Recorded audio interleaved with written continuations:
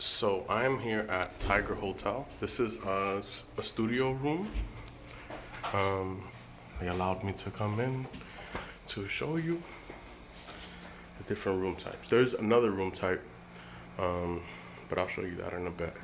So this is the standard one. This is the smallest one they have, and it's 1,200.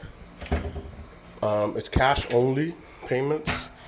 You won't find this on any of the Expedia sites, hotels.com, Agoda. You won't find them on. You won't find this place on there.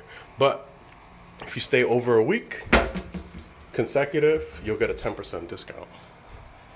So, and I think if you stay 1 month, you get 15%. So, and the staff is very nice. I know everybody says that, but this staff is very nice. So here you go with the shower, have your toilet bowl, your mirror, all right? And you get a comforter. The comforter is very comfortable. The bed is nice as well.